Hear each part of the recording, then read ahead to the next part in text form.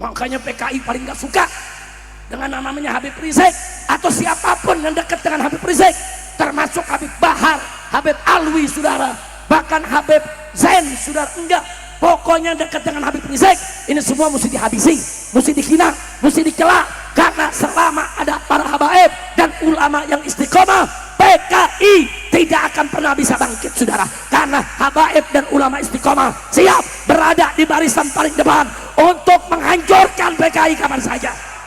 Dulu namanya PKI, sekarang bukan PKI, sekarang namanya Laskar Setan, sekarang namanya Begal Nasab, yang begitu-begitu saudara. Enggak pakai PKI saudara, tapi gerakannya nyata, mengadu domba ulama, mengadu domba kiai dengan kiai, mengadu domba habib dengan habib, mengadu domba habib dengan kiai.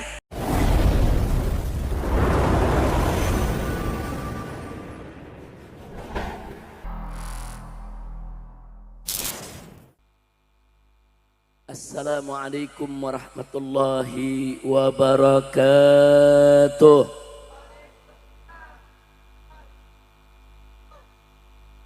Bismillah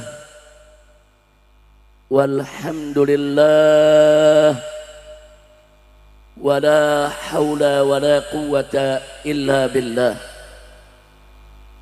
Ashhadu an la ilaha illallah wahdahu la syarika lah wa ashhadu anna sayyidana Muhammadan abduhu wa rasuluh la nabiyya ba'dah. Allahumma salli wa sallim wa barik ala sayyidina wa habibina wa syafi'ina wa maulana nabiyyina Muhammadin wa ala alihi at-tahirin at-tayyibin wa ashabihi al-ghurril mayamin wa man tabi'ahum bi ihsanin ila yaumiddin. Siyadatul habaib asy-syurafa wa sa'adatul ulama'il fudala wa jami'il hadirin wal hadirat al ahibba'il a'izza rahimakumullah. Fi hadhihi al munasabati as-sa'idah wa bimithli hadzal ijtima'il mubarak la ansa an usiyakum jami'an wa nafsi bi taqwallah wa bi ta'ati Rasulillah sallallahu alaihi wasallam. Fa nas'alullah subhanahu wa ta'ala an yaj'alana jami'an minal muttaqin. Amin ya rabbal alamin. Ahiba'il kiram, satu kebahagiaan bagi saya pada kesempatan malam hari ini bisa berjumpa lagi dengan segenap pembina, pengurus dan jamaah dari Majelis Taklim Al-Munawwir. Apalagi perjumpaan ini dalam acara peringatan Maulid yang penuh keberkahan. Kita doakan semoga Majelis Taklim Al-Munawwir ini dijadikan oleh Allah sebagai majlisan salihan thayyiban nafi'an mubarakan. Amin ya rabbal alamin. Diberkahi para gurunya, diberkahi para pengurusnya, diberikan kemenangan dalam setiap langkah perjuangan dakwahnya. Amin ya rabbal alamin. Duduk di samping saya ayahanda kita semua, Habib Muhammad Al-Attas, yaitu ayah daripada Habib Alwi bin Muhammad Al-Attas, yang selama ini beliau mendidik anak-anaknya, membentuk anak-anaknya, membina anak-anaknya agar menjadi dai-dai yang manfaat buat umat. Kita doakan semoga beliau begitu juga semua anak-anak yang dididiknya diberikan oleh Allah panjang umur, dalam sehat walafiat, dalam taat dan ibadat, diberikan kebahagiaan dari dunia hingga akhirat. Amin ya rabbal alamin. Di sini hadir cukup banyak para habaib, para alim ulama, para tokoh, para kiai yang tidak saya sebutkan satu persatu nama-nama beliau, tapi tidak mengurangi rasa cinta dan hormat kita kepada mereka. Mudah-mudahan mereka maupun kita semua yang hadir di sini. Hadirnya kita di tempat ini bersama mereka menjadi sebab turunnya rahmat dan barakah. Amin ya rabbal alamin. Hibail kiram, nasihat demi nasihat tadi sudah sama kita dengarkan dalam acara peringatan Maulid yang juga sekaligus merupakan istighatsah, doa untuk keselamatan bangsa Indonesia. Amin ya rabbal alamin. Sekaligus juga untuk memperingati terjadinya satu peristiwa besar di kita punya negeri, agar menjadi pelajaran buat kita semua supaya tidak terulang. Yaitu di mana pada tanggal 30 September ini di tahun 1965 pernah terjadi pemberontakan PKI. Saudara, kita sama prihatin sejak reformasi tahun 1998, peristiwa pemberontakan PKI di tahun 1926, 48 sampai 65 itu tidak lagi dimuat dalam sejarah Indonesia, dihapus, sehingga anak-anak kita yang lahir di tahun 90-an begitu 98 masuk SD, saudara, sudah tidak lagi mendapatkan pelajaran tentang PKI. Makanya anak-anak yang lahir tahun 90-an ditanya tentang PKI banyak yang nggak tahu, memang nggak diajarkan lagi di sekolah. Padahal dulu saat saya dan kawan-kawan yang sebaya dengan saya duduk di SD, kita sudah dikasih tahu apa itu pemberontakan PKI. Nah, begitu juga di SMP diajarkan lagi, di SMA diajarkan lagi, agar kita waspada. Nah, tapi tahun 98 ini, saudara, reformasi ini betul-betul menjadi pintu gerbang kebangkitan komunis di Indonesia. Sehingga banyak anak-anak muda kita yang tidak tahu tentang PKI justru akhirnya menganggap PKI itu gerakan yang bagus, termasuk gerakan revolusioner, termasuk gerakan yang ikut memerdekakan Indonesia, padahal semuanya bohong. Insya Allah nanti sedikit kita ulas, saya tidak akan ulas semuanya. Harus saya ulas semua perlu waktu sekitar 2 jam. Nah, tapi kalau Anda buka di YouTube, dulu di tahun 2016 saya pernah cerita panjang lebar tentang bagaimana sejarah PKI itu. 2 jam saya ceramah, masih ada di YouTube, silakan buka saudara. Dan insya Allah nanti hari Ahad yang akan datang di Petamburan ada majelis taklim rutin yang biasa kita buka. Saya akan coba untuk mengungkap kembali tentang sejarah PKI ini secara rinci, insya Allah. Malam ini kita singkat saja saudara, supaya kita tahu dan supaya kita hati-hati. Jadi awal mula PKI ini ada di Indonesia itu dimulai dari zaman penjajahan Belanda. Saya bacakan sebagiannya aja, tidak semua ya kawan. Saya punya beberapa catatan dan insya Allah ini semua akan manfaat buat kita. Fa'tabiru ya ulil absar, kata Allah. Ambil pelajaran, hai orang-orang yang punya penglihatan, pemikiran, yang punya ilmu. Ambil pelajaran dari apa saja yang terjadi dalam sejarah kehidupan kita. Dan jangan lupa, firman Allah yang pertama kali Allah turunkan kepada Nabi kita adalah Iqra, baca. Tentu kalau kita diperintahkan baca, bukan hanya sekedar baca Al-Quran, tapi baca hadis juga, baca sejarah juga, baca juga situasi dan kondisi yang ada di sekitar kita, sehingga kita tidak terjebak masuk perangkap pemikiran-pemikiran yang bertentangan dengan Islam.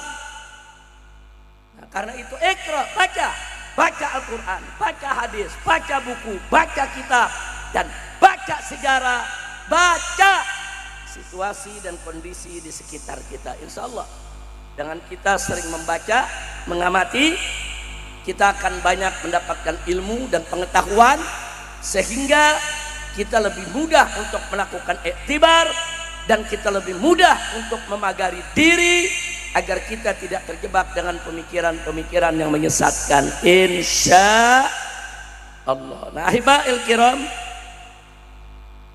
singkat saja saya ingin memberikan beberapa fakta sejarah. Di tahun 1914, seorang tokoh komunis Belanda namanya Henk Snevely, dia kumpulkan 85 tokoh Belanda dari partai komunis yang ada di Belanda. Mereka ingin mendirikan, saudara, satu asosiasi perburuhan di Indonesia, yang ketika itu nama Indonesia pemerintahan Hindia Belanda. Dulu namanya bukan negara Indonesia. Negara Indonesia belum lahir, saudara. Dulu nama negeri kita ini di zaman penjajahan dikasih nama pemerintahan Hindia Belanda. Karena memang Belanda yang mengatur negeri kita. Belanda yang menjadi gubernur-gubernur di setiap provinsi. Belanda yang menetapkan segala aturan. Belanda yang membuat hukum untuk dipatuhi oleh bangsa Indonesia. Kita ada di bawah jajahan Belanda. Nah, Henk Snevely ini punya pemikiran, ingin mendirikan satu asosiasi perburuhan di Indonesia, kemudian merekrut para buruh dan para tani supaya mereka semua menjadi anggotanya, saudara. Dibentuklah yang disebut ISDV, saudara, yaitu Industri Sosial Demokratisi Vereniging. Ini dibentuk oleh Henk Snevely dan 85 tokoh komunis Belanda. Nah, begitu dibentuk, banyak kalangan buruh petani Indonesia ikut jadi anggota. Kenapa mereka tertarik jadi anggota? Karena ini organisasi yang dibuat oleh Belanda. Kalau nanti masuk ada perlindungan, nanti ada privilege, nanti ada kemudahan, nanti ada bantuan-bantuan, saudara. Nah, karena ini dibentuk oleh tokoh-tokoh Belanda, maka banyak buruh dan petani ikut menjadi anggota. Saat itu mereka belum pakai kata komunis, mereka masih pakai kata sosialis. Nah, orang-orang Islam banyak yang ikut karena mereka pikir ini sosialis, ini bukan komunis. Saudara ikut untuk saudara mendapatkan kemudahan-kemudahan di dalam berurusan dengan pihak Belanda. Singkat cerita, 3 tahun kemudian, tahun 1917, karena ISDV ini menonjolkan keberpihakannya kepada rakyat, hanya bicara masalah sosial, akhirnya Sarekat Islam, saudara, digandeng oleh ISDV untuk bekerja sama membentuk blok anti kapitalis. Jadi saat itu, saudara, kita tahu sosialis itu musuh besar kapitalis. Jadi Sarekat Islam dibujuk oleh ISDV, ayo dong kita bikin blok bareng-bareng. Kami anti kapitalis, Anda Sarekat Islam juga anti kapitalis. Kenapa kita nggak kerjasama? Nah, Sarekat Islam bekerja samalah dengan ISDV. Ingat, ISDV belum pakai kata komunis, saudara. Jadi bulu komunisnya belum kelihatan. Yang kelihatannya gerakan demokrasi sosialis. Makanya dari sekarang saya ingatkan, hati-hati dalam perpolitikan ini, saudara. Banyak serigala berbulu domba. Hati-hati. Kadang-kadang kalau kita bicara politik di Indonesia, ada yang pakai politik belah semangka. Luarnya hijau, Islam, dibelah dalamnya merah, PKI, saudara. Hati-hati. Mereka menyamar sebagai Islam, mereka menyamar sebagai saudara kita, tapi sebetulnya di dalamnya warna PKI, dan itu masih berlangsung sampai hari ini, saudara. Kita lanjutkan. Nah, karena ISDV 1917 berhasil menggandeng Sarekat Islam, maka ada 3 tokoh Sarekat Islam, saudara, direkrut oleh ISDV. Pertama, Semaun dari Sarekat Islam Surabaya. Kedua, Darsono dari Sarekat Islam Solo. Ketiga, Tan Malaka dari Sarekat Islam Sumatera. 3 orang ini tokoh Sarekat Islam, tapi direkrut oleh ISDV, saudara, agar aktif giat di dalam urusan blok anti kapitalis. Dan di tahun yang sama, 1917, ISDV membentuk Dewan Soviet Indonesia. Loh, kok ada Sovietnya? Ya, karena Uni Soviet ketika itu, saudara, merupakan salah satu negara besar yang menjadi poros komunisme atau poros sosialisme, saudara. Nah, jadi dibentuklah Dewan Soviet Indonesia. Apa tujuannya? Ternyata orang-orang Belanda yang datang dari Belanda, dari Partai Sosialis Komunis, menginginkan supaya pemerintahan Hindia Belanda diubah menjadi pemerintahan komunis Hindia Belanda, saudara. Jadi ini bukan buat kemerdekaan Indonesia, bukan. Saudara, ISDV ini tetap mendukung Belanda, cuma mereka nggak mau Belanda yang kapitalis, mereka maunya Belanda yang sosialis, Belanda yang komunis, saudara. Sama-sama penjajah. Nah, singkat cerita, saudara, apa yang terjadi selanjutnya, saudara? Selanjutnya mereka memprovokasi para buruh dan tani untuk melakukan berbagai macam, saudara, kerusuhan. Akhirnya, saudara, Dewan Soviet Indonesia dibubarkan oleh Belanda. Tapi ISDV-nya nggak dibubarkan. Orang-orang Belanda yang komunis dipulangkan oleh Belanda ke negeri Belanda.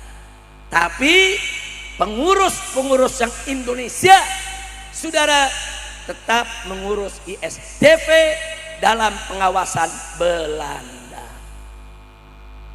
Lanjut, tahun 1920 ISDV, saudara, menggelar kongres di Semarang dan mengganti nama. Tadinya namanya ISDV, pakai bahasa Belanda. Kali ini pakai bahasa Indonesia, namanya menjadi PKH, Perserikatan Komunis di Hindia. Maksudnya Hindia Belanda. PKH, Perserikatan Komunis Hindia, saudara. Karena Indonesia kan belum ada. Saat itu Indonesia belum lahir, belum jadi tuh Partai Komunis Indonesia, saudara.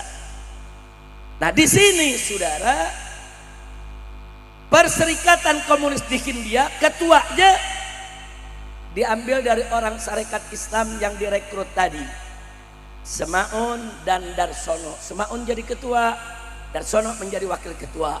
Tapi Tan Malaka menolak, ya ikhwan. Karena Tan Malaka melihat, oh, ini bunuh komunis ini. Nah, Tan Malaka keluar, saudara. Nah, HOS Cokroaminoto, gurunya Bung Karno, saudara. Haji Omar Said Cokroaminoto, tokoh besar Islam, tokoh perjuangan, tokoh kemerdekaan Indonesia yang luar biasa, dan dia pendiri Sarekat Islam, saudara. Begitu melihat ISDV menunjukkan warna komunis dengan menjadi Perserikatan Komunis Hindia, saudara, maka Sarekat Islam pecah kongsi, keluar, nggak mau lagi kerjasama dengan PKH, saudara. Alhamdulillah. Nah, kemudian Saudara, di tahun 1924 digelar Kongres Komunis Internasional. PKH ikut. Saudara, apa keputusannya? Keputusannya seluruh komunis di dunia, di negeri mana saja, harus bisa menguasai persatuan buruh. Makanya perburuhan hati-hati ya. Di Bekasi ini banyak pabrik, sampai Cikarang sana banyak pabrik, banyak buruh, saudara. Nah dulu tuh ormas-ormas yang Islam dan yang komunis berebut buruh, saudara. Dia bikinlah serikat-serikat buruh. Nah banyak buruh yang nggak tahu mana Islam mana komunis, main masuk aja. Hati-hati. Sekarang juga serikat-serikat buruh ada yang Islam, ada yang tidak Islam, ada yang memang nasionalisme kebangsaan, dan hati-hati ada juga yang warnanya komunis, saudara. Hanya komunisnya disembunyikan, saudara. Hati-hati para buruh. Di Bekasi banyak buruh nih. Dari dulu cara kerja mereka begitu, selalu kalangan buruh yang mereka ambil, selalu kalangan tani yang mereka rekrut, saudara. Nah kalau ada yang nanya, Habib, kenapa sih yang namanya PKI ini komunis kok laku ya di kalangan buruh dengan di kalangan petani? Sebab bujukannya maut.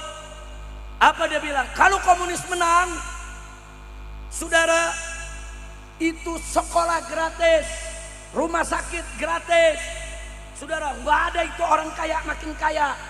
Buruh, saudara, itu akan sejahtera, petani akan sejahtera. Nggak ada itu oligarki lagi yang memimpin, saudara. Bujukan maut. Siapa yang nggak mau, saudara? Bahkan mereka berani katakan listrik nanti gratis, air gratis, semua kebutuhan masyarakat gratis. Orang miskin dibujuk dengan serba gratis, siapa yang nggak tertarik, saudara? Makanya dari dulu PKI laku di kalangan masyarakat bawah karena bujukan mautnya, semua serba gratis kalau komunis menang, itu janjinya. Nah, jadi jangan kaget, yang direkrut memang kebanyakan masyarakat yang bawah. Kalau yang atas jarang yang kena komunis, saudara. Masyarakat menengah ke bawah, nah itu yang direkrut oleh komunis. Dari dulu sampai hari ini mainnya tetap sama, saudara. Lanjut. Baik. Di tahun 1925 PKI dipimpin oleh Musso dan Alimin menyerukan revolusi. Ini menarik ya, saudara. PKH mau revolusi lawan Belanda. Nah, ini saudara, anak-anak keturunan PKI hari ini yang masih terkontaminasi dengan pemikiran komunisme ayah-ayah mereka, saudara, orang-orang tua mereka anggap ini revolusi melawan Belanda untuk kemerdekaan. Bohong.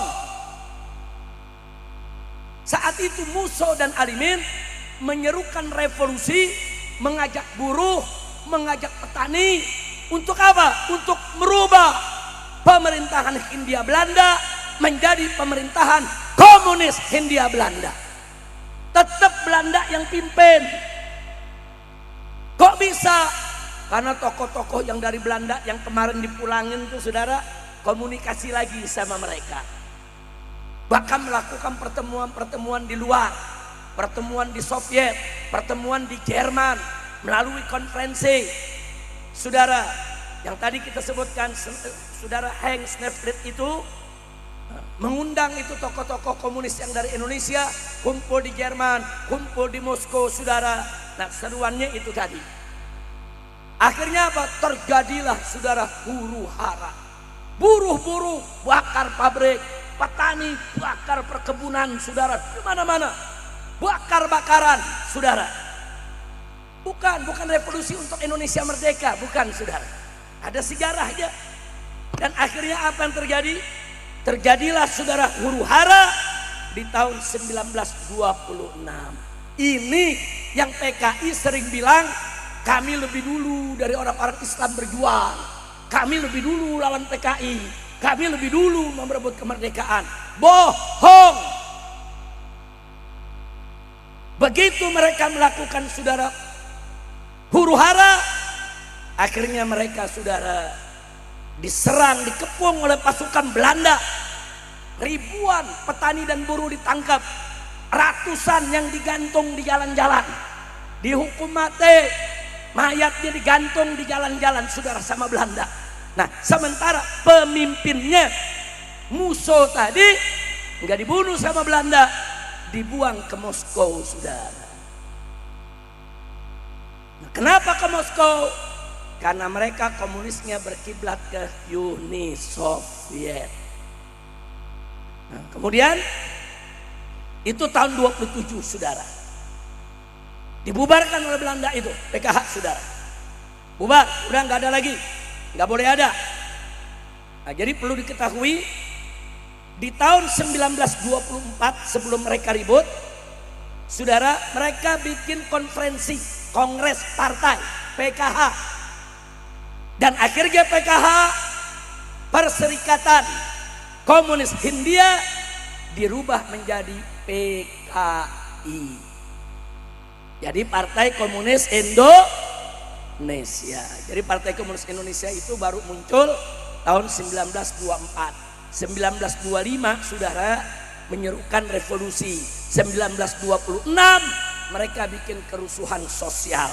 Tahun 1927 mereka semua ditangkap dan pimpinannya dibuang ke Moskow dan PKI dibubarkan. Nah, musuhnya enak, dibuang ke Moskow. Di Moskow dapat rumah, dapat mobil, dapat makan, dapat gaji tiap bulan. Ribuan buruh ditangkap, ribuan petani ditangkap oleh Belanda, disiksa, dan ratusan dihukum mati. Bahkan banyak mayatnya digantung di jalan-jalan oleh Belanda, saudara. Nah, sekali lagi, itu bukan revolusi untuk kemerdekaan. Itu kerusuhan sosial untuk kepentingan politik partai komunis yang ada di Belanda, yang kerjasama dengan partai komunis di Indonesia. Kira-kira jelas tidak? Jelas tidak? Alhamdulillah. Baik, saudara. Nah, kalau sudah jelas, saudara, 10 tahun kemudian Musso diam-diam kembali ke Indonesia dari Moskow. Sampai di Indonesia, dia bentuk lagi PKI, tapi gerakan bawah tanah, gerakan yang nggak muncul ke permukaan. Dia nggak umumkan itu PKI-nya, saudara.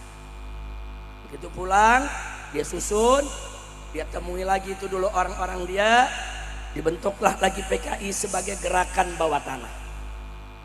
Nah, itu berlangsung, saudara, dari tahun 1936 sampai 1945.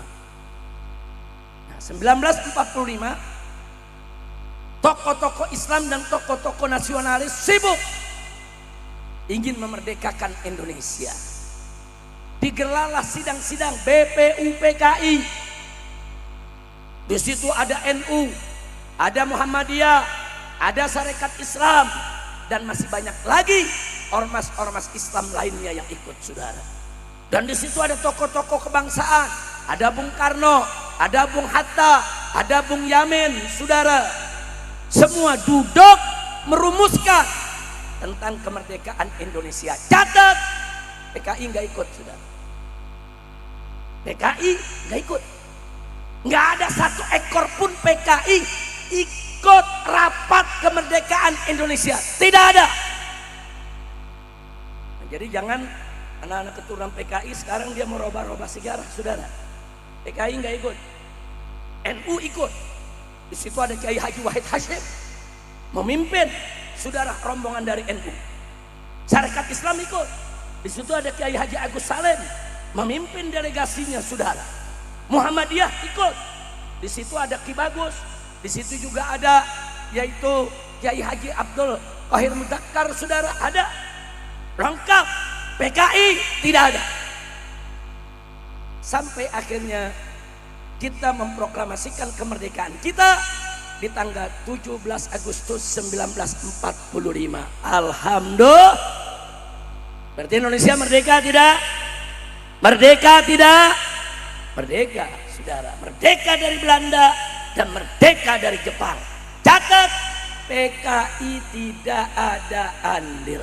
Tidak ada satupun tokoh PKI ikut di dalam pembentukan negara Indonesia. Nah, ketika Bung Karno secara aklamasi diangkat jadi presiden, Bung Hatta jadi wakil presiden, aklamasi aja. Pemilu belum ada kok saat itu, saudara. Belum ada pemilu, tapi semua sepakat PKI tidak punya kursi ya. Nah, lalu apa yang dilakukan PKI? Kan ada gerakan bawah tanahnya, saudara. Ini yang saya mau bacakan, saudara. Dari tanggal 1 sampai 20 Oktober 1945, setelah kita merdeka, dari bulan Agustus, September, Oktober, saudara. Ini pemerintah lagi kalang kabut. Bung Karno, Bung Hatta sedang menyatukan semua golongan. Ayo kita bersatu, karena Belanda ngancem mau balik lagi. Belanda ngancem mau nyerang kita lagi. Belanda akan datang ke Indonesia untuk kembali menjajah. Lagi disatuin sama Bung Karno semua, saudara, supaya rapatkan barisan, satukan kekuatan, siap-siap melawan kalau Belanda kembali, saudara. Dan memang Belanda kembali, yaitu peristiwa 10 November 1945 ke Surabaya dengan menunggangi pasukan Nika dari Inggris, saudara. Nah, saya nggak mau cerita November dulu. Artinya saat itu orang-orang tua kita, pendiri bangsa kita, NU-nya, Muhammadiyahnya, saudara, Sarekat Islamnya, Partai Nasional Indonesianya milik Bung Karno, lagi sibuk konsolidasi umat, nyatukan umat untuk persiapan melawan Belanda, saudara. Sibuk. Diganggu PKI. Tahu apa yang dikerjakan, saudara? Dari tanggal 1 sampai 20 Oktober, selama 20 hari, saudara, PKI membentuk 2 ormas pemuda. Yang pertama API, Angkatan Pemuda Indonesia. Yang kedua AMRI, Angkatan Muda Republik Indonesia. Ini 2 organ PKI ini, saudara. 2 organ PKI ini bergerak melakukan teror. Satu di Tegal, PKI Talang dan PKI Selawi menculik dan membunuh pejabat-pejabat yang ada di Tegal, saudara. Pejabat-pejabatnya, lurahnya, camatnya, saudara, diculik, dibunuh. Nah, itu yang melakukan PKI Talang dan PKI Selawi, saudara. 2, Banten. Di Banten ada PKI Cek Mamat, saudara, pimpinannya.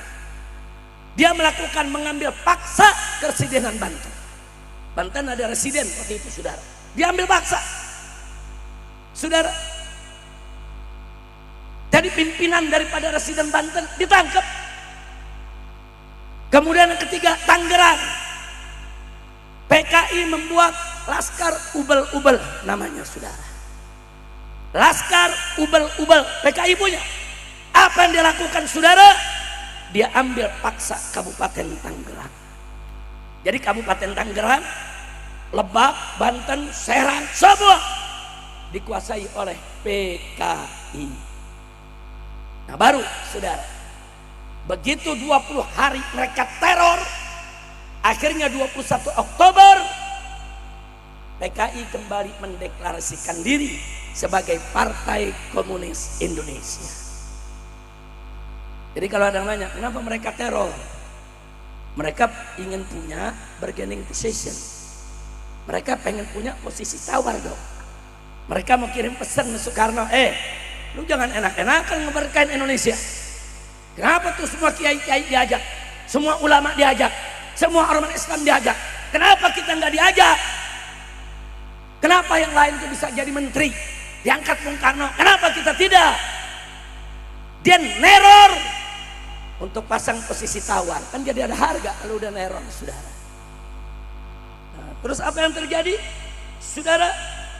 Ternyata masih belum berhasil menakut-nakuti Bung Karno, saudara. Akhirnya dari November 1945 kita lagi sibuk melawan nikah, sibuk melawan Belanda yang datang ke Surabaya.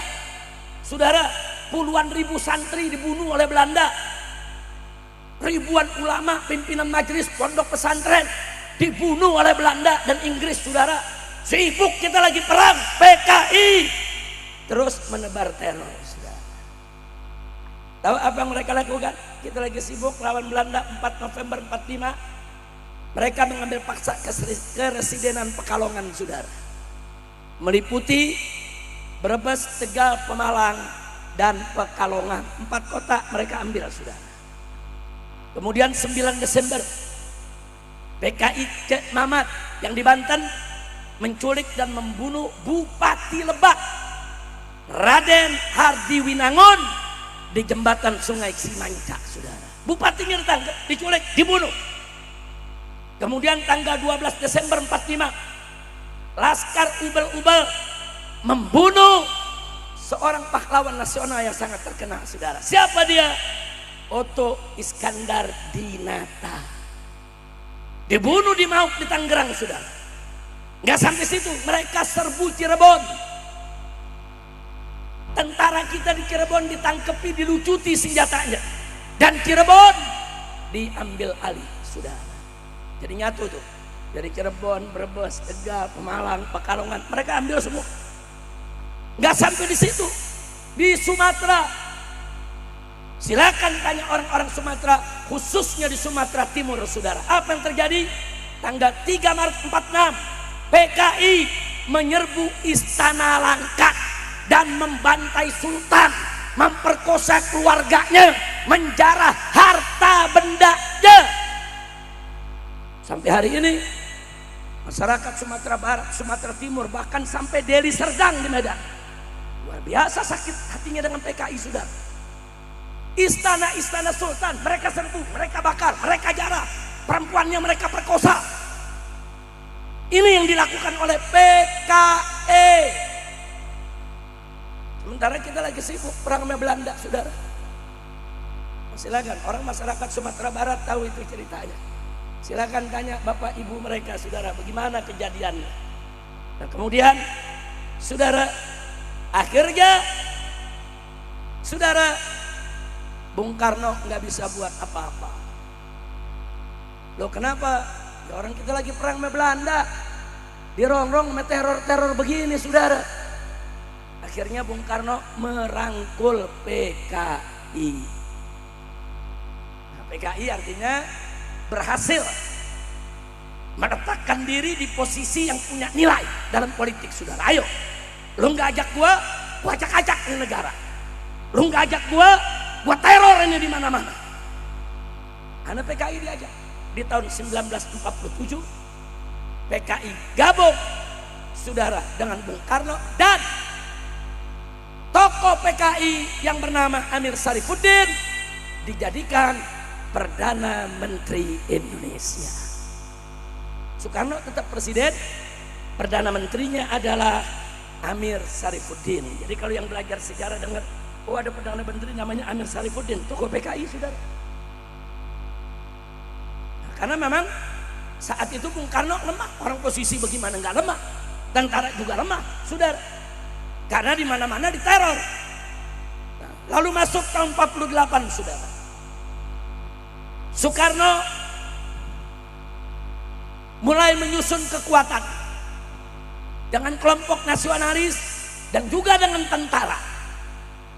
Dan atas dorongan Bung Hatta, saudara, Soekarno setuju kabinet Amir Sarifuddin dibubarkan.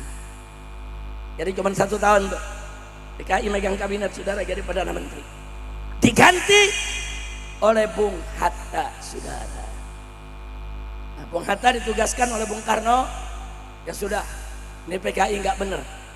Karena 1 tahun Amir Sarifuddin jadi Perdana Menteri, itu lurah-lurah, camat-camat di mana-mana diganti sama orang PKI, sudah. Camat diganti sama PKI, lurah diganti sama PKI, bupati diganti sama PKI, saudara. Gak sampai di situ, kepala-kepala polisi kepala-kepala tentara di berbagai daerah diganti sama PKI. 1 tahun berkuasa PKI, semua jabatan sampai ke daerah diambil sudah. Makanya Bung Hatta yang orang Sumatera Barat, Islamnya kuat saudara, beliau seorang nasionalis, melihat ini bahaya dibiarkan, beliau sampaikan ke presiden.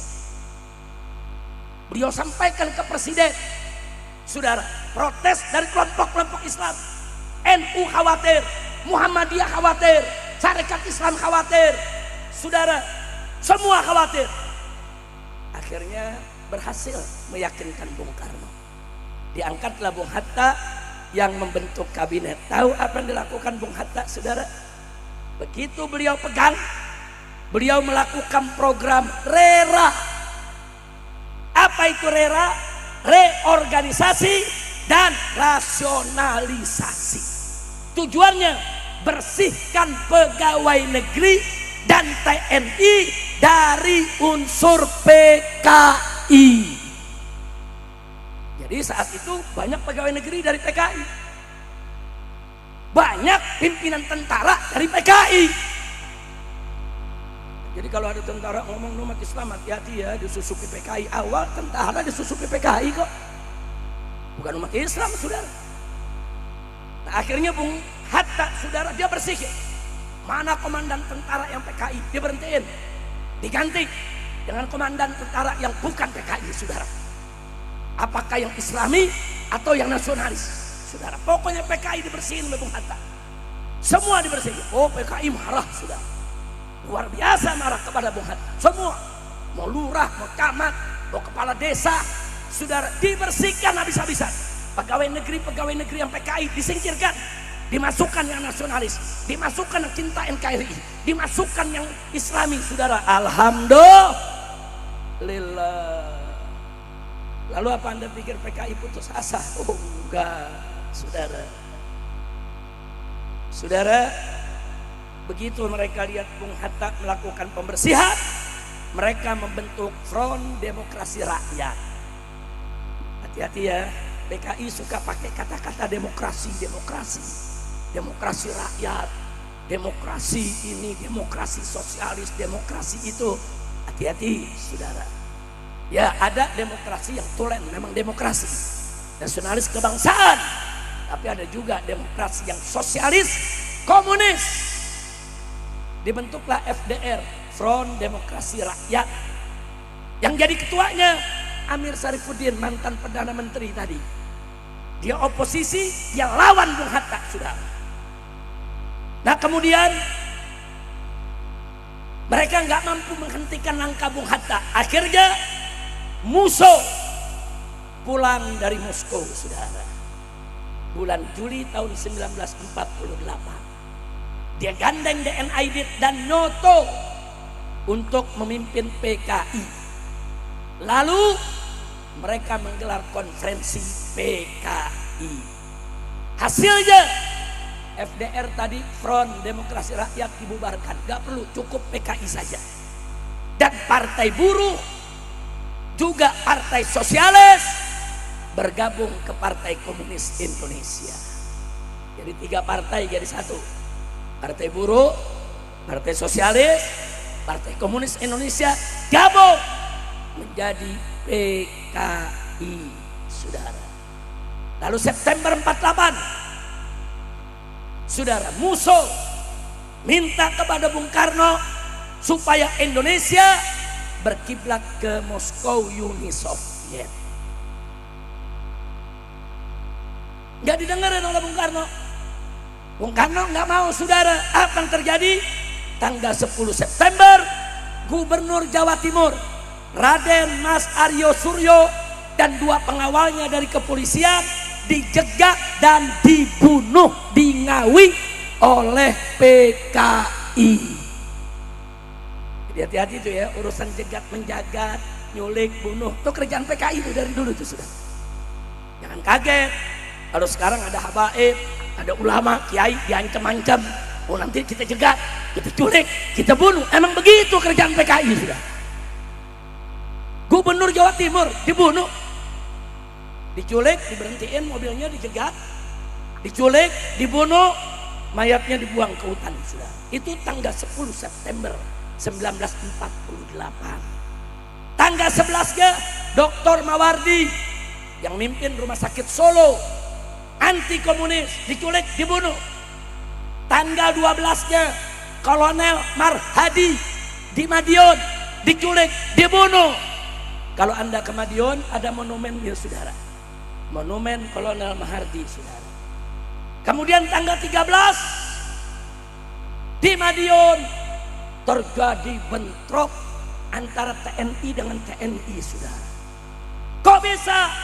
Yang satu TNI pro PKI, yang satu TNI pro Republik Indonesia, saudara. TNI yang pro Republik Indonesia itu dipimpin oleh Panglima Besar Jenderal Sudirman, saudara. Jadi TNI perang. Yang satu PKI, yang satu pro Republik Indonesia, saudara. Ternyata PKI-nya itu sendiri ada yang tentara, saudara. Jadi jangan kita pikir tentara kita dari dulu bersih, enggak. Makanya tentara mesti jaga diri. Jangan sampai ada orang-orang otak PKI dijadiin pimpinan, betul? Nah, akhirnya ini dia, saudara, tentara yang pro PKI angkat senjata lawan tentara yang pro Republik Indonesia, saudara. Perang itu terjadi di Madiun, saudara. Tanggal 13 September. Tanggal 17-nya pesantren-pesantren diserang oleh PKI, saudara. Kiai Haji Sulaiman Zuhdi Afandi dan 108 tokoh Islam di Jawa Tengah, pimpinan pondok pesantren, pimpinan majelis taklim, kiai-kiai, bukan satu, saudara. Jumlahnya semua 108 orang diseret, saudara, dibunuh, dan mereka semua mayatnya dibuang di sumur-sumur di Magetan, saudara. Jadi ada kiai-kiai yang dari Madiun, kiai yang dari Magetan, kiai dari tempat lain diculik. 108 orang ulama, belum santri nih, baru kiai, dibunuh, dihabisi, saudara. Dan tanggal 18 September Kolonel Joko Sujono, Kolonel Joko Sujono, tentara bukan itu? Tentara. Apa yang dilakukan? Dia deklarasikan negara baru dengan nama Negara Republik Soviet Indonesia.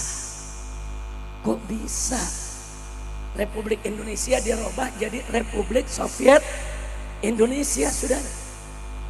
Musuh pimpinan PKI sebagai presiden. Amir Syarifuddin, mantan Perdana Menteri yang diangkat oleh Bung Karno dulu terus diberhentikan, saudara, diangkat sebagai Perdana Menteri negara baru Republik Soviet Indonesia. Nah, kemudian tanggal 19 September PKI berhasil menguasai Madiun dan sekitarnya. Nah, TNI kita kepukul mundur, saudara. Kepukul mundur. Mereka kuasai Madiun, Magetan, Ponorogo, Pacitan, Trenggalek, Ngawi, Sukoharjo, Wonogiri, Purwodadi, Kudus, Pati, Blora, Rembang, Cepu, dan lain-lain, saudara. Artinya banyak betul kota-kota di Jawa Tengah jatuh ke tangan PKI. Nah, akhirnya tentara di Jawa Tengah meminta bantuan dengan tentara dari Brawijaya, Jawa Timur, saudara. Tetap nggak menang. Akhirnya belakangan minta bantuan, saudara, dengan tentara Siliwangi dari Jawa Barat, saudara. Begitu Siliwangi turun dengan pasukan Jawa Baratnya yang memang banyak muslim kuat, ya saudara, gempur PKI, TNI menang, saudara. Alhamdulillah. Nah, Jenderal Besar, Panglima Besar, saudara, yaitu Bapak Jenderal Sudirman, pada tanggal 30 September mengumumkan bahwa Madiun berhasil direbut kembali. Nah, tapi belum selesai, kota-kota lain belum jatuh. Tapi paling tidak Madiun pusatnya udah direbut, saudara. Nah dari situ bulan Oktobernya pimpinan-pimpinan PKI dikejar.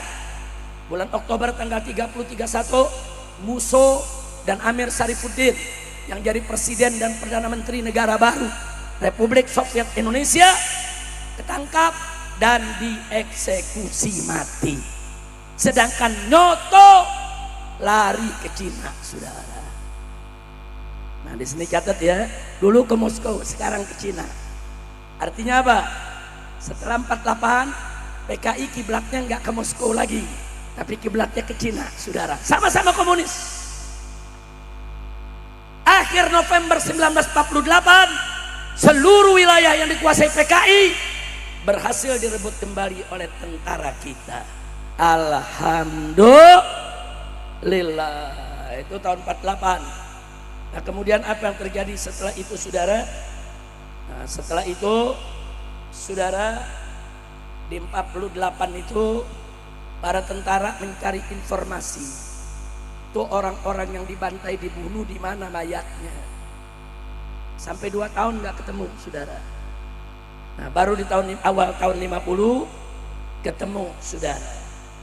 Itu mayat-mayat tadi ketemu. Ada pembantaian habis-habisan, yaitu di pabrik gula Boranggaring dan pabrik gula Alas Tua di dekat Desa Geni di Magetan. Itu semua pekerja di dalam pabrik, pemiliknya, kiai yang diculik, santri yang diculik, dibunuh, banjir darah, darahnya ke semata kaki, sudah.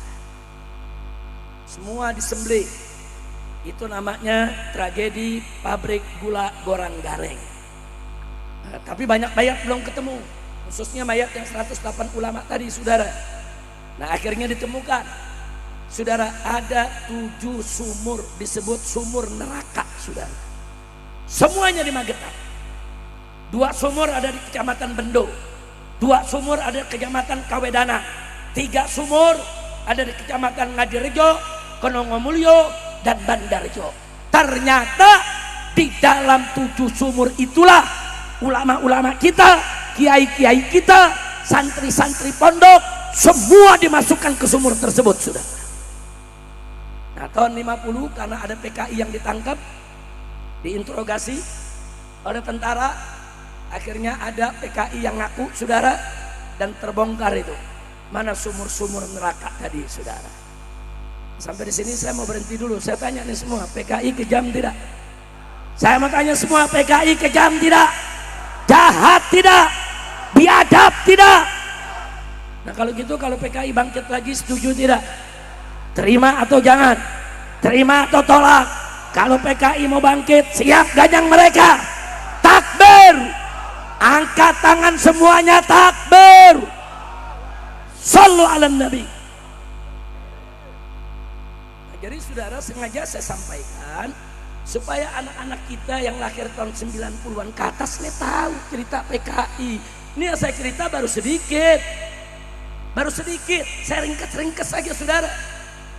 Kalau diceritakan panjang bisa berjam-jam. Mereka biadab, saudara. Tapi yang aneh, saudara, mari kita lihat. Kemudian, saudara, tadi yang lari ke Cina, si Nyoto, saudara, ternyata melobi pemerintah Cina supaya mendapat dukungan PKI bisa bangkit lagi. Yang menarik, saudara, di tahun 49 ulama dan tentara minta kepada Bung Karno agar membubarkan PKI, tapi Bung Karno nggak mau bubarkan PKI. Kita nggak paham apa Pak Karno ada tekanan, atau Pak Karno punya hubungan khusus, atau beliau punya pemikiran yang kita tidak paham. Yang jelas, yang kita tahu fakta sejarah, Bung Karno tidak setuju PKI dibubarkan. Sehingga di tahun 1950 Nyoto dari Cina balik lagi ke Indonesia, nggak ditangkap, saudara. Ini terlibat pemberontakan 48, saudara, nggak ditangkap. Bahkan bikin PKI, dan gilanya PKI. Nah ini dia, saudara. Oh, PKI kalau urusan jilat menjilat nomor satu, saudara. Maka jangan kaget kalau sekarang banyak anak turunan PKI jago menjilat. Datang PKI bangkit, jilat Soekarno, dia dukung Soekarno habis-habisan, saudara. Sampai mereka datang ke Bung Karno, Bapak punya program apa saja, PKI paling depan untuk mendukung. Nah, ternyata akhirnya PKI jadi dekat dengan Bung Karno, saudara. Nah, begitu PKI bangkit, dekat, saudara, apa yang terjadi? Akhirnya tahun 1955 resmi PKI ikut pemilu, saudara. Gila, 48 habis bunuhin ulama, habis bunuhin santri, bisa bangkit ikut pemilu. Begitu ikut pemilu jadi 4 besar, saudara. Yang pertama PNI, partainya Bung Karno. Yang kedua Masyumi, saudara, partai Islam, saudara. Yang kedua partai NU. Saat itu ada 2 partai Islam, ada partai NU, ada partai Masyumi. Sebelumnya NU ikut Masyumi, tapi setelah itu NU bikin partai sendiri, saudara. Dan yang keempat PKI. Bayangkan tahun 55 PKI dalam waktu 7 tahun udah bisa bangkit. Habis ngebunuh ulama, ngebunuh tentara, nyulik gubernur, nyulik bupati, bunuh gubernur, bunuh lurah, bunuh camat, habis-habisan. Kota-kota direbut tahun 48, 49 baru selesai, 50 bangkit jadi partai lagi. Makanya saya tanya nih, saudara, PKI pakai ilmu apa tuh? Gila, pakai ilmu apa? Pakai ilmu apa? Gila. Makanya Bapak Presiden Prabowo hati-hati dengan para penjilat, ya. Kita sampaikan Bapak Presiden Prabowo, hati-hati dengan para penjilat. Hati-hati. Nanti para penjilat ini kelihatannya manis, bagus, asal Bapak senang, besok Bapak Presiden dijorokin sama mereka. Betul? Belajar dong dari sejarah, saudara. Mari kita lihat apa yang terjadi setelah tahun 55, saudara. Mari kita lihat kelicikan PKI. Ulama resah, saudara. PKI menang, juara 4. Akhirnya ulama Indonesia menggelar kongres tanggal 8 sampai 11 September tahun 1957. Digelar di kota Palembang. Semua ulama yang hadir dari Jawa, dari Sumatera sepakat minta presiden keluarkan dekret bubarkan PKI. Lagi-lagi Bung Karno nggak mau. Bung Karno tidak mau. Bahkan Bung Karno merasa PKI itu sudah jadi partai banyak kursi, dukung presiden. Saudara, Bung Karno merasa PKI sudah sadar, sudah insaf, sudah bertaubat. Saudara, nah, siapa yang moles Bung Karno sedemikian rupa?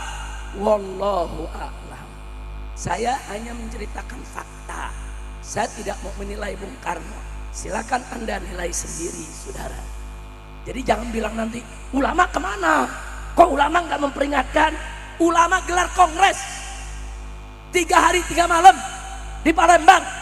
Hasilnya minta kepada presiden keluarkan dekret bubarkan PKI. Enggak, presiden nggak mau bubarkan PKI. Akhirnya tahun 1958 ada sekelompok ulama bekerja sama dengan sekelompok perwira-perwira TNI yang anti PKI, saudara. Mereka protes Bung Karno, saudara. Ini tahun 58. Karena tidak didengarkan, terjadilah pemberontakan PRRI di Sumatera, saudara. Jadi PRRI itu berontak, sebetulnya bukan pemberontakan, mereka protes ke Bung Karno. Kok kamu kok jadi dekat sama PKI? Ini dulu kan anggota kami dibunuh, ulama-ulama kan dibunuh, kok kamu bisa dekat? Protes. Terjadi pemberontakan, saudara. PRRI, Pemerintahan Revolusioner Republik Indonesia, di Sumatera. Sudah akhirnya Bung Karno mengirim tentara dari Jakarta, perang Bekobar, karena PRRI bisa ditaklukkan, saudara. Akhirnya gara-gara itu apa yang terjadi, saudara? Gara-gara terjadi tadi PRRI, saudara, yang terjadi adalah tahun berikutnya, saudara, tahun 1959, saudara, TNI menolak Kongres PKI. PKI gelar kongres di Jakarta, ditolak oleh TNI. Tapi lagi-lagi diizinkan oleh Presiden. Jadi memang PKI berhasil menjilat kepada Presiden sehingga dilindungi, saudara.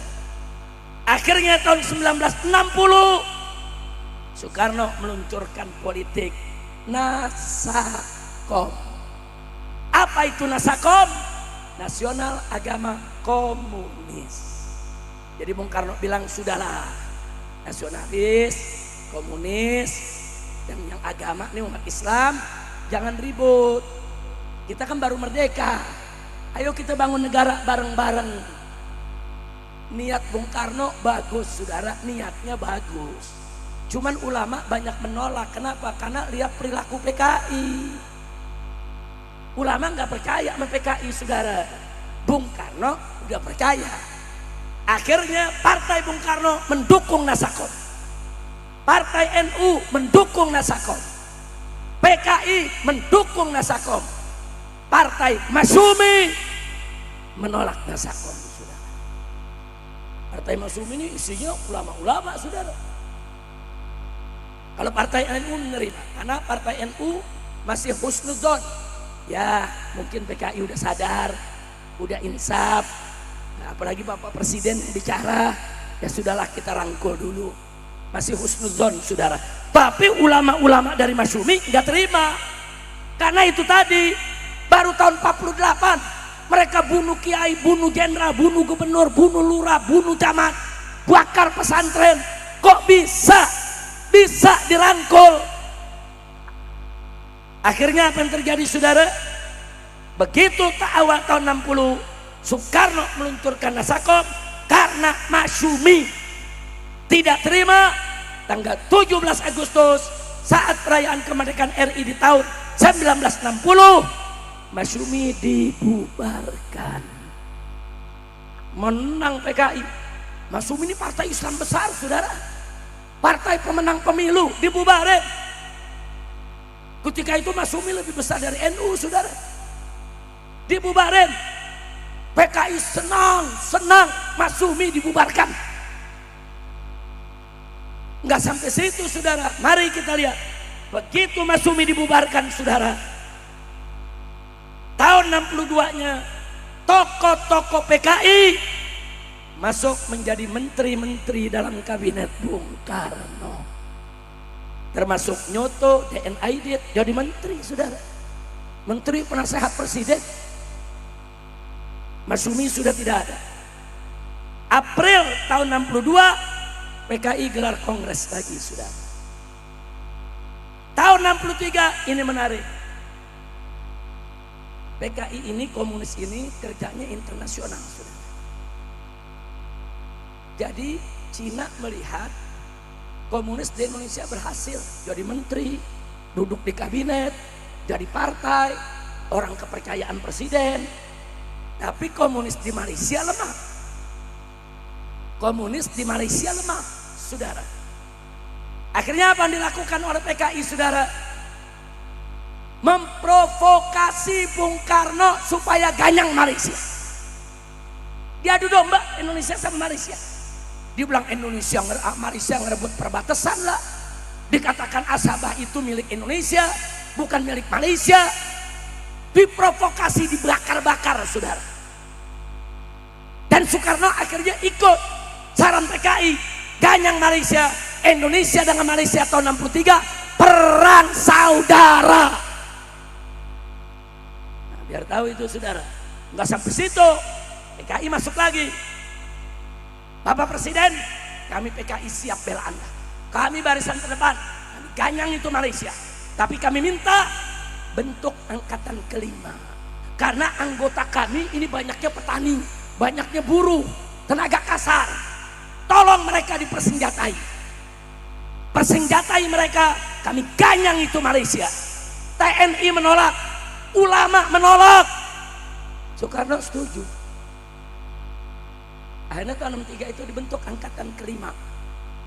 Buruh-buruh anggota PKI, petani-petani anggota PKI dilatih perang dan diberikan senjata, saudara. Patungnya masih ada sampai sekarang di Jakarta, di Mampang, di Menteng, Menteng Perapatan, saudara. Kalau Anda ke Jakarta, Menteng Perapatan nggak jauh dari Gambir, saudara. Nggak jauh tuh, mau ke Kuitang. Itu di tengah-tengah tuh ada patung petani bawa bedil. Itu PKI yang buat. Uni Soviet yang hadiahkan, sudah. PKI lagi jaya. Jadi ada patung sebagai bukti, saudara. Bukan kita fitnah, ini fakta sejarah, saudara. Nah baik, mari kita lihat, saudara. Begitu petani dipersenjatai, buruh dipersenjatai, itu yang disebut angkatan kelima. Artinya apa? Semua anggota PKI bersenjata. Nah, Gerakan Pemuda Islam Indonesia protes, saudara. GPII, Gerakan Pemuda Islam Indonesia, tanggal 10 Juli, saudara. Karena mereka protes kebijakan Soekarno bikin angkatan kelima buat membesarkan PKI, GPII dibubarkan. Pokoknya nggak setuju Nasakom, anti PKI, bubar. Nah kemudian apa, saudara? Ulama-ulama yang dulu berjuang di Masumi, saudara, juga menolak Nasakom. Akhirnya para ulama semua ditangkap sama Bung Karno dan dijebloskan ke penjara tanpa pengadilan. Siapa yang ditangkap? Kiai Haji Buya Hamka, Kiai Haji Yunan Helmi Nasution, Kiai Haji Isa Ansori, Kiai Haji Mukhtar Ghazali, Kiai Haji EZ Muttaqin, Kiai Haji Soleh Iskandar, Kiai Haji Ghazali Sahlan, Kiai Haji Dalari Umar.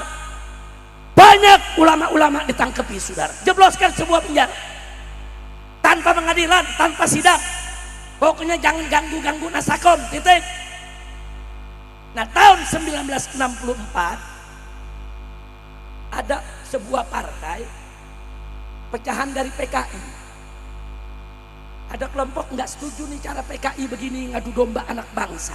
Dia keluar dari PKI, didirikan partai baru, namanya Partai Murba, Musyawarah Rakyat Banyak, Murba. Nah, di tahun 64 Partai Murba ini menginfokan, saudara, kepada presiden dan kepada masyarakat, awas PKI mau kudeta. 64 udah dikasih tahu. Yang ngasih tahu ini mantan orang dalam, saudara. Awas PKI mau kudeta. Soekarno nggak percaya. Ulama-ulama udah dipenjara, Masumi udah dibubarin, GPI udah dibubarin, Partai Islam udah dibubarin. Yang sisa kan cuma Partai NU, saudara. Sisa nih yang kekuatan umat cuma dua, NU, saudara, saat itu sama TNI yang pro Islam, itu aja. Tapi mereka nggak berkutik karena presiden terdorong ke sana, saudara. Baik, kita lihat lagi, saudara.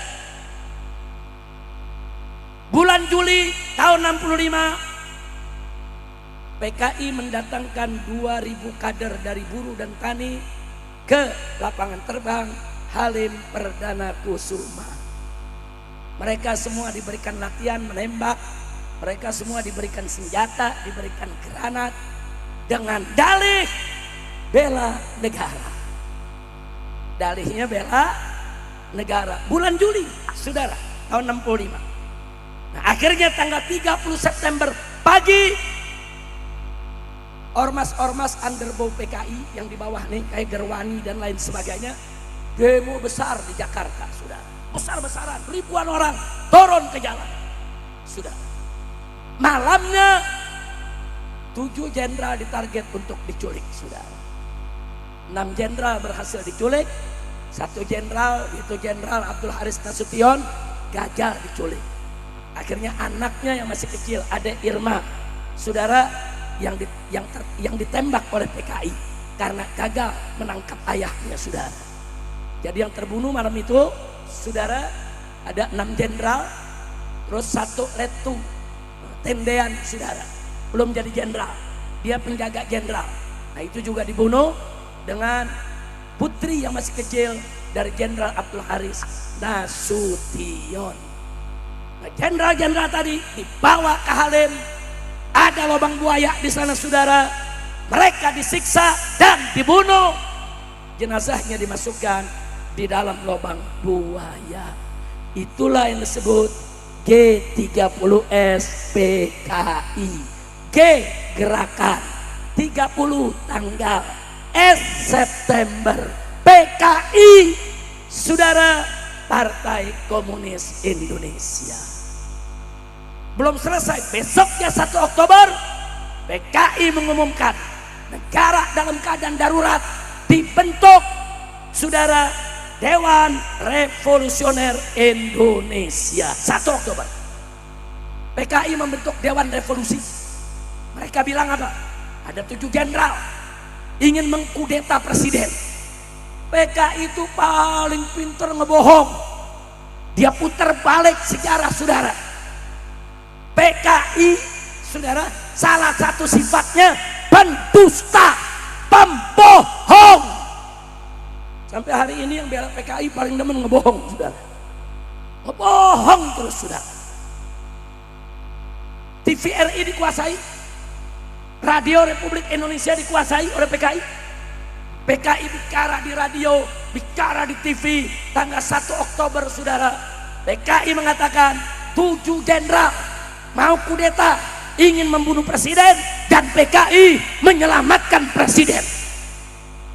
Karena itu negara diambil alih oleh Dewan Revolusi yang dibentuk presiden dan disetujui oleh PKI. Saya tanya, keadaan negara gawat tidak? Gawat tidak? Sekarang jenderal-jenderal udah dibunuh. Menteri Pertahanan yang selamat Jenderal Abdul Haris Nasution. Terus yang lain-lain, Jenderal Ahmad Yani dibunuh, saudara. Menteri-menteri militer dibunuh. Nah disitulah Bapak Soeharto, saat itu beliau pangkatnya masih Majen bintang 2. Beliau menjadi Komandan Panglima Kostrat, saudara. Lalu kita dengar sekarang ada Kostrat, saudara, Komando Strategis Angkatan Darat. Saat itu panglimanya adalah Pak Harto. Nah saat itu Jenderal Abdul Haris Nasution mau kemana lari? Di mana-mana PKI. Dan dia nggak tahu mana kawan mana lawan. Makanya Abdul Haris Nasution lari ke markas Kostrat, saudara.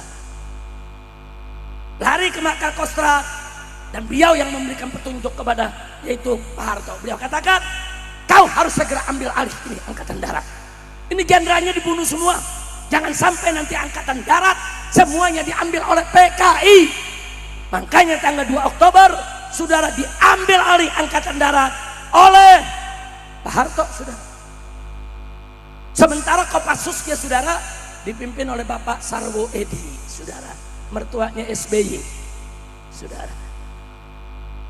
Sarwo Edi ditugaskan oleh Pak Harto rebut Halim Perdana Kusuma. Diserbu oleh Kopassus. Karena ternyata yang rebut Halim Perdana Kusuma PKI dari kalangan tentara juga, Kolonel Untung. Jadi yang bergerak dari PKI ya tentara-tentara juga, saudara. Jadi kalau nggak dihadapi oleh tentara berat. Alhamdulillah Pak Harto, saudara, dengan keberaniannya, istiqomahnya, tekadnya, menuruti apa yang diinginkan oleh Jenderal Abdul Haris Nasution, rebut Halim, rebut RRI, dan rebut TVRI, sudah. Tanggal 3 Oktober Halim berhasil direbut. Besoknya RRI direbut, TVRI direbut. Dan 5 Oktober, saudara, Jakarta udah diamankan oleh tentara. Makanya 5 Oktober disebut, saudara, hari lahirnya ABRI, atau tanggal 1 Oktobernya disebut Hari Kesaktian Pancasila, saudara. Selamat Dari situ Pak Harto mengumumkan ke seluruh Indonesia bahwa yang kudeta adalah PKI, yang bunuh jenderal adalah PKI. Nah, lalu apa terjadi setelah itu, saudara? Belum selesai. Lanjut. Kapan? Tahun depan. Tahun depan deh. Harus sekarang. Tanggal 6 Oktober Presiden Soekarno menggelar rapat sidang kabinet. Menteri PKI pada hadir. Begitu selesai sidang, semua menteri PKI ditangkap oleh tentara, termasuk Nyoto. Tangkap, saudara, nggak ada urusan. Nah, jadi begitu mereka hadir, mereka ditangkap, saudara. Sekarang mari kita lihat selanjutnya. Masyarakat marah. Perbuatan PKI seperti itu, masyarakat ngamuk, saudara. Di antara yang besar-besaran ngamuk adalah Ansor NU, saudara. Ansor Nahdlatul Ulama menggerakkan Banser seluruh Jawa, dari Banten, Jawa Barat, Jawa Tengah, Jawa Timur sampai ke Madura. Seluruh anggota Banser digerakkan oleh Ansor, digerakkan oleh PBNU, turun rame-rame di Jawa minta PKI dibubarkan. Minta PKI bubarkan, saudara. Itu 13 Oktober. Marah PKI, saudara. Ingat ya, PKI ini sudah bubarin Masumi, sudah bunuh jenderal. Artinya bagi PKI, partai besar Islam udah habis, tentara udah habis, musuh yang masih tersisa satu, NU. Karena NU selama ini husnudzon mereka, saudara. Begitu lihat kejadian itu, NU terbuka matanya, demo tanggal 13 Oktober. Lalu apa yang terjadi? 18 Oktober, saudara, orang-orang NU diundang untuk menghadiri tablik akbar di lapangan terbuka, saudara. Gerwani PKI nyaru jadi muslimat NU. Anak-anak muda PKI nyaru pakai baju Banser. Akhirnya mereka diracuni semua, saudara. Dan saat itu yang mati, yang keracunan banyak, saudara. Yang keracunan banyak, yang mati 66 kader Ansor diracun dan mati, saudara. Banser mati, saudara. Nah, jadi kalau kita mau tahu itu kejadiannya, saudara, tanggal 18 Oktober itu disebut tragedi Cemetuk. Nah, itu ada di Banyuwangi, saudara, di Jawa Timur. Setelah kejadian tersebut, saudara, esoknya 19 Oktober di mana-mana NU dengan PKI bentrok, saudara. Dan NU dibantu oleh ormas-ormas Islam. Ada Muhammadiyah, ada Sarekat Islam, saudara. Ada mantan-mantan Masumi, saudara. Di Jawa Barat mantan-mantan anggota-anggota DI, TII dan lain sebagainya, saudara. Perang antara umat Islam yang semula dimotori oleh Ansor NU, saudara, melawan PKI. Akhirnya PKI banyak yang terbunuh, sebagian besar ditangkap. Yang terlibat dalam kepengurusannya pemberontakan dibuang ke Pulau Buru, saudara. Sampai puluhan tahun mereka dipenjara di sana. Dan akhirnya Soeharto pada tanggal 12 Maret, saudara, tahun 66, setelah beliau mendapat Super Semar, surat perintah 11 Maret, besoknya saudara Pak Harto yang membubarkan PKI. Loh, kenapa Pak Harto? Lagi-lagi Soekarno tidak mau membubarkan PKI. Udah kejadian jenderal dibunuh, udah bentrok, enggak, Pak Karno enggak mau bubarin PKI, saudara. Karena Soeharto ambil alih, lahirlah Super Semar, surat perintah 11 Maret, surat ditandatangani oleh Pak Karno, diberikan oleh ke Pak Harto untuk mengambil alih penanganan keamanan Indonesia. Besoknya secara resmi Pak Harto membubarkan PKI dan menangkapi tokoh-tokohnya, saudara. Dan resminya pada akhirnya, saudara, bulan November Aidit ditangkap dan dihukum mati, saudara.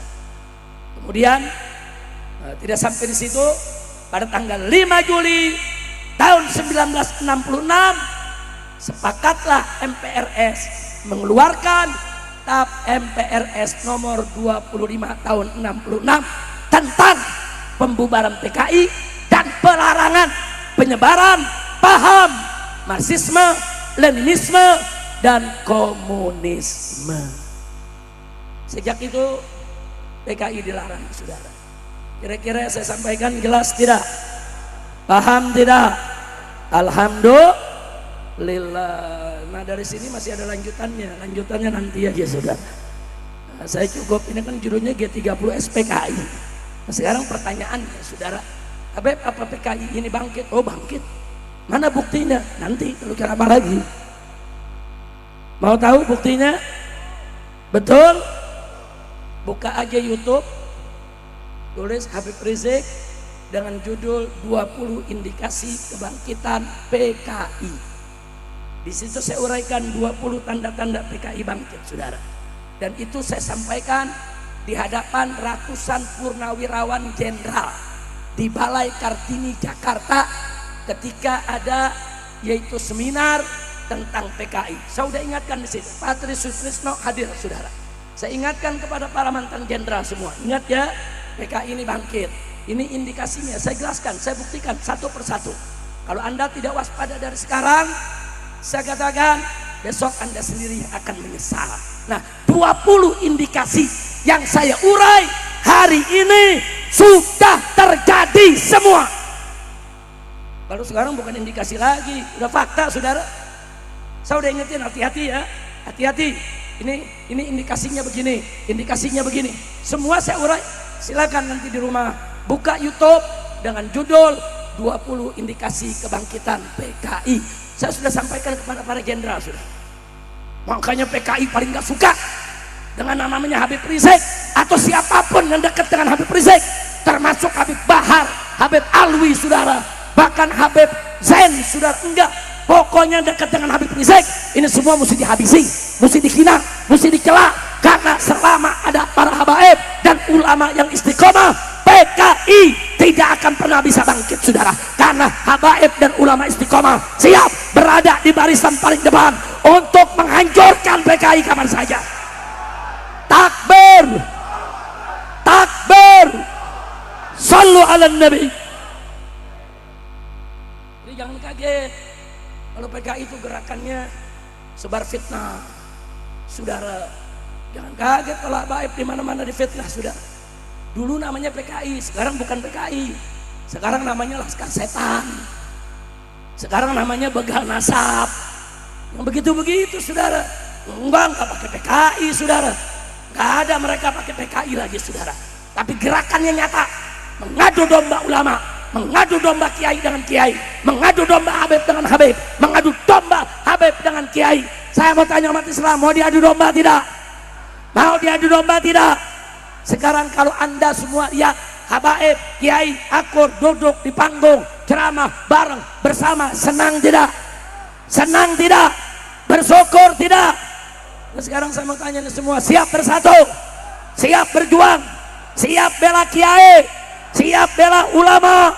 Siap bela habaib? Siap jaga pesantren? Siap jaga agama? Siap jaga negara? Angkat tangan semua aja, takbir, sallu ala nabi. Jadi saudara, saya tidak teruskan lagi lanjutannya, tapi sekali lagi silakan buka di YouTube, itu penting sekali. Saya sudah uraikan itu semua, saudara. Jadi saya nggak mau lagi bangsa ini tertipu oleh gerakan komunisme. Ada yang nanya, Habib, kenapa keturunan PKI harus kita musuhi? Enggak, saya nggak ngajak musuhi keturunan PKI. Keturunan PKI, saudara, ada yang baik, ada yang tidak baik. Keturunan PKI yang kemudian nyantren di pondok pesantren NU, di pondok pesantren Muhammadiyah, kemudian sadar dulu memang bapaknya salah, kemudian dia jadi ustadz ngajar umat, welcome. Keturunan PKI yang nasionalismenya tinggi, cinta NKRI, nggak mengusung kembali itu, saudara, pemikiran-pemikiran komunis. Banyak yang jadi wali kota, yang jadi camat, ada yang jadi gubernur. Enggak, kita enggak ganggu saudara, selama mereka tidak lagi menyebarkan pikiran-pikiran PKI. Betul kan? Nabi udah bilang saudara, kullu mauludin yulhadu alal fitrah, setiap anak dilahirkan dalam keadaan suci. Oh, ini anak PKI kita musuhin, nggak boleh. Kita bukan musuhin anak keturunan PKI, kita memusuhi siapa saja, baik itu anak keturunan PKI maupun bukan, yang mengusung kembali pemikiran-pemikiran PKI. Itu yang kita perangi saudara, pahamnya, perilakunya, dustanya, fitnahnya, khianatnya, itu yang mesti kita perangi. Betul? Takbir. Jadi sekarang jangan kaget, Habib ceramah dihadang, Habib ceramah diancam mau dibunuh. Ada gak yang begitu? Ada gak yang begitu? Udah gitu ada polisi ikut-ikutan lagi ngebelain mereka. Polisi datang ke panitia, oh ini ada satu komunitas kelompok yang gak setuju nih kalau Habib Rizik diundang, apalagi Habib Bahar. Polisi pakai setuju, polisi PKI kali ya. Ya PKI ke polisi, kan dulu PKI masuk di mana-mana. Ada masuk ke tentara, ada masuk ke polisi, betul? Polisi yang baik, tentara yang baik, yang setia kepada negara, setia kepada Pancasila, setia kepada NKRI, tidak mungkin membiarkan apalagi membesarkan kelompok-kelompok yang membawa paham-paham PKI. Betul? Takbir. Jadi kalau ada oknum tentara, oknum polisi, coba-coba membesarkan gerakan kelompok-kelompok otak PKI, saudara, yang suka membubarkan pengajian, menyerang pesantren, saudara, mengancam kiai, saudara, berarti saya curiga bahwa neo PKI zaman sekarang sudah mulai masuk lagi ke TNI maupun ke Polri. Betul? Memang itu saya tanya, kalau Bapak Presiden Prabowo Subianto melakukan gerakan pembersihan TNI dan Polri dari unsur-unsur neo PKI, dukung tidak? Dukung tidak? Takbir. Ya, tapi presidennya serius, jangan cuma omong-omong. Betul? Oh, kemarin presiden mengatakan, saya akan berantas korupsi, saya akan lawan mafia, saya akan lawan oligarki, saya nggak bisa diancam. Saudara, kurang ajar itu mafia, kurang ajar itu koruptor sama oligarki. Presiden diancam, presiden diancam. Kalau presiden lagi diancam, apalagi lu. Betul? Ayo saya tanya, kalau ada kelompok udah berani ancam presiden, berarti ancam kita berani gak? Ancam rakyat berani gak? Kurang ajar tidak? Maka itu sudah kami sampaikan ke Bapak Presiden Prabowo, Pak Presiden, Anda jangan takut dengan mafia, jangan takut dengan koruptor, jangan takut dengan oligarki. Kalau betul Anda serius mau perang lawan koruptor, mafia, oligarki, demi Allah saya yakin para habaib, para ulama bersama umat siap berdiri paling depan untuk lawan para koruptor, mafia dan oligarki. Betul? Takbir. Siap ganyang mafia, siap ganyang koruptor, siap ganyang oligarki, siap bela negara, siap bela ulama, siap jaga presiden. Takbir. Angkat tangan semua, takbir. Laskar setan siap gak lawan? Siap lawan laskar setan? Siap lawan laskar setan? Siap ganyang beganasab? Angkat tangan semua, takbir.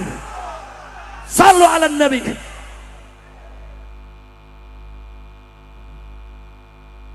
Kira-kira yang saya sampaikan paham gak? Saya pikir udah cukup. Ntar gigi tujuhnya ada Habib Bahar. Habis ini gigi tujuhnya ada siapa nih? Ada Habib Bahar, saudara. Nah dari saya, memang saya sudah bicara sama Habib Alwi, karena ini merupakan tanggal 30 September, jadi saya mau itu sejarah, saudara. Nah, sekarang saya tanya, begitu Anda lihat itu sejarah, ngeri tidak, saudara? Ngeri tidak? Bahaya tidak? Nah sekarang kalau udah tahu begitu, saya mau tanya, kalau gitu PKI baik apa kejam? Baik apa jahat? Biarkan atau lawan? Betul? Takbir.